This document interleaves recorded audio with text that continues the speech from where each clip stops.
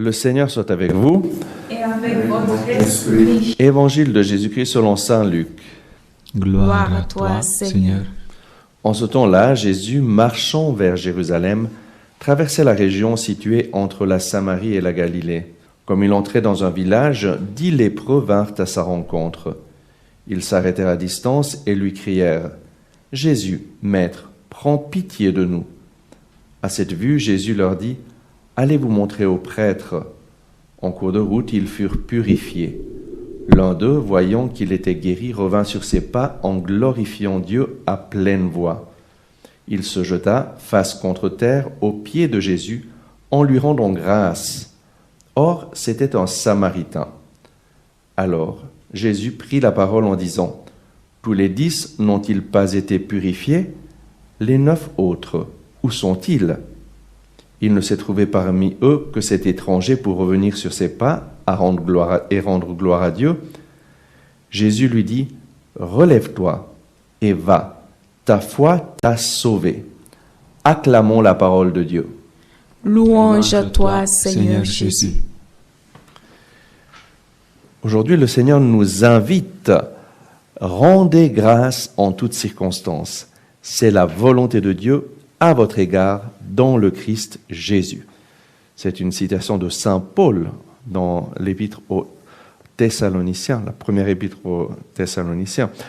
Et c'est vraiment quelque chose d'extraordinaire. C'est un verset biblique qui a changé ma vie radicalement lorsque j'avais l'âge de 22 ans, parce qu'il nous dit une chose fondamentale. La volonté de Dieu à notre égard dans le Christ Jésus, c'est que nous rendions grâce en toutes circonstances.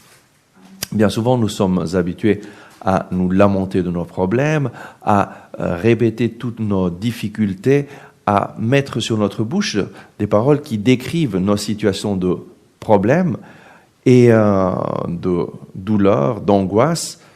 Et très souvent, de notre bouche sortent des paroles négatives, alors que le Seigneur nous invite à rendre grâce. Et rendre grâce, c'est un acte de foi dans le Seigneur, un acte de foi dans sa bonté, dans son amour.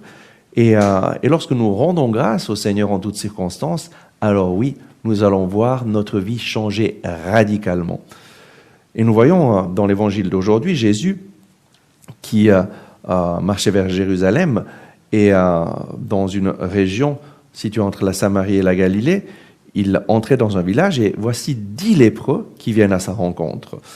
La lèpre, au temps de Jésus, c'était une maladie terrible, une maladie, lorsque une personne avait la lèpre, elle était éloignée de la société, elle devait s'en aller de sa maison, de sa famille, et aller vivre à l'écart, en dehors des centres habités, et donc elle perdait toute la vie sociale, elle ne pouvait plus aller prier au temple, elle ne pouvait plus voir ses amis. En fait, les seules personnes humaines qu'un lépreux pouvait voir, c'était d'autres lépreux. Pourquoi? Parce que cette maladie était considérée comme hautement contagieuse et les lépreux, chaque fois qu'ils voyaient quelqu'un s'approcher, devaient crier à voix forte « Impur, impur, impur !» afin que les personnes sachent qu'ils sont lépreux et ne s'approchent pas. Et s'ils ne criaient pas cela, et qu'une personne se rendait compte qu'il y avait un lépreux, les personnes avaient le droit de les lapider, de les tuer à coups de pierre pour les avoir mis dans le danger d'être contagiés. Et donc un lépreux devait tout le temps crier sa propre condamnation. Chaque fois qu'il voyait quelqu'un s'approcher, crier « impur, impur, impur ». Et nous voyons ces 10 lépreux qui viennent à la rencontre de Jésus et ils sont désobéissants parce qu'ils n'obéissent pas à la loi, mais qu'est-ce qu'ils crient? Bon, la première chose qu'ils font, c'est qu'ils s'arrêtent à distance, comme c'était indiqué dans la loi. Ils ne pouvaient pas s'approcher de d'autres personnes, mais qu'est-ce qu'ils crient? Ils crient « Jésus, Maître, prends pitié de nous ». Et là, ils font un cri de foi, d'espérance. Au lieu de crier impur, ils demandent à Jésus de prendre pitié d'eux. Et à cette vue, Jésus leur dit « Allez vous montrer aux prêtres ». Ça peut nous surprendre. Pourquoi Jésus leur dit « Allez vous montrer aux prêtres » et pourquoi Jésus ne prie pas pour eux, pour leur guérison à ce moment-là?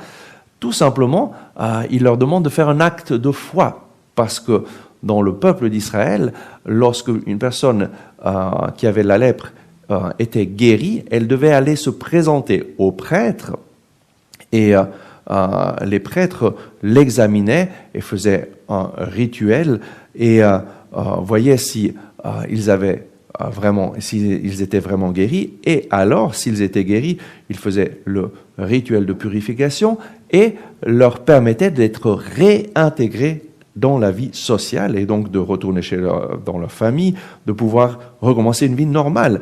Et donc Jésus leur dit, allez vous montrer aux prêtres pour qu'ils voient que vous êtes guéris.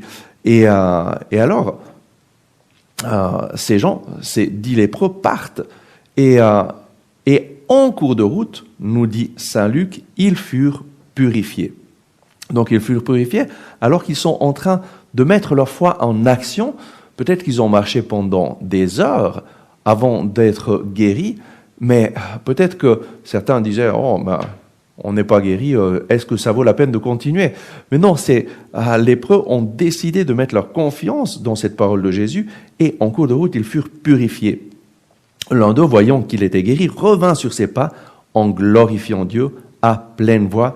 Il se jette à terre aux pieds de Jésus en lui rendant grâce, en le remerciant. Et Saint Luc nous dit que cet homme, c'était un Samaritain. Et Jésus prend la parole et dit, « Tous les 10 n'ont-ils pas été purifiés? Les 9 autres, où sont-ils » Où est-ce qu'ils étaient, les 9 autres? Les 9 autres ont été obéissants à Jésus et ils ont été chez les prêtres. Ils ont été se montrer aux prêtres. Pourquoi? Parce que pour être réintégrés dans la vie sociale, ils devaient d'abord passer par les prêtres qui certifiaient qu'ils étaient guéris. Et donc les 9 autres ont été obéissants à Jésus, mais il y a eu un qui a été désobéissant et qui, au lieu d'aller se montrer aux prêtres, il est revenu vers Jésus.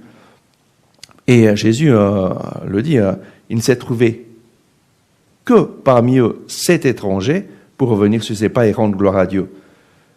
Et Jésus lui dit, relève-toi, ta foi t'a sauvé. Donc Jésus loue cet ex-lépreux désobéissant, qui a désobéi à son ordre, mais qui est revenu pour rendre gloire à Dieu. En fait, quel est le message d'aujourd'hui? C'est tout simple, c'est que la gratitude et l'amour, elle est bien plus importante que suivre les règles, suivre les rites. En fait, Dieu n'est pas tellement intéressé à ce que nous suivions des rites et nous pensions, j'ai fait cela, j'ai fait cela, j'ai fait cela, je suis en ordre avec Dieu. Dieu veut notre gratitude. Dieu veut notre cœur. Dieu veut que nous ayons une relation de gratitude, de reconnaissance envers lui. Et donc, le message d'aujourd'hui, c'est « Sois reconnaissant. Dieu t'a béni. » Et la parole de Jésus à cet homme, « Relève-toi, ta foi t'a sauvé. » La parole grecque, sauver, c'est sozo, et ça signifie bien plus que ce que nous pensons normalement avec sauver, mais ça signifie guérir, réconcilier avec Dieu, pardonner, une restauration complète de la vie. Et donc, cette personne est reconnaissante, ta foi t'a sauvé, ta foi t'a guéri. Et c'est une chose extraordinaire lorsque nous nous mettons à la suite du Seigneur et nous sommes guéris et restaurés.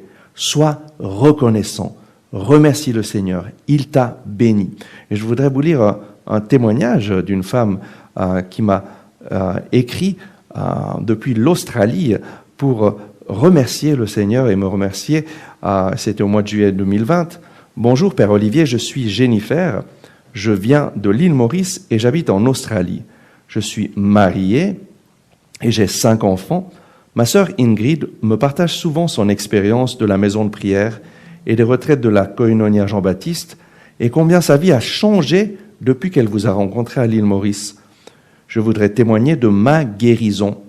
Cela fait 3 mois que j'avais une migraine terrible.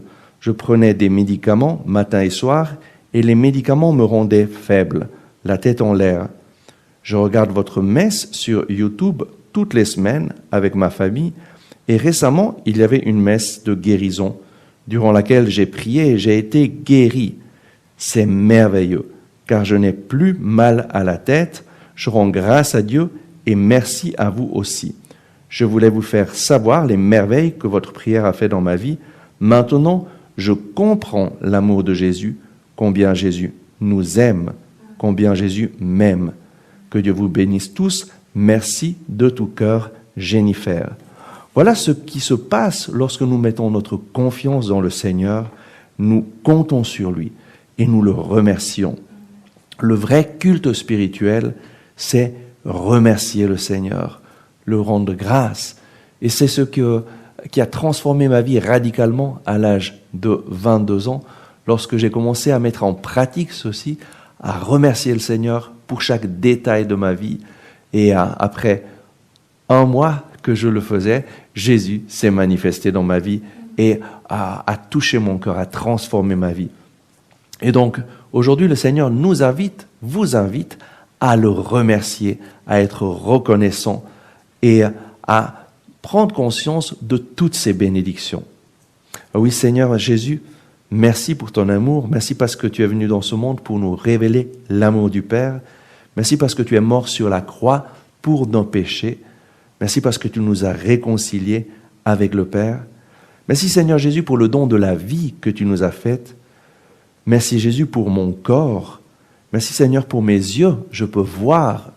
Merci Seigneur pour mes oreilles, je peux entendre tous les sons, la musique, la beauté des sons de la nature. Merci Seigneur pour ma bouche. Merci parce que je peux parler, je peux manger. Merci Seigneur pour mon nez. Merci parce que je peux respirer, je peux sentir les bonnes odeurs.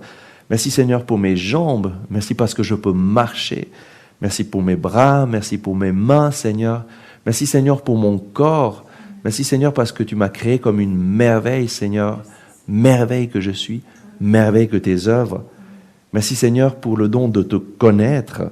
Merci Seigneur pour le don de ta parole. Merci Seigneur parce que tu nous as donné la Bible, ta parole, pour que nous puissions te connaître et te rencontrer. Merci Seigneur pour le don de l'Eucharistie que nous célébrons aujourd'hui. Merci parce que tu te donnes à nous à travers l'Eucharistie. Merci Seigneur Jésus pour tous tes bienfaits. Merci Seigneur.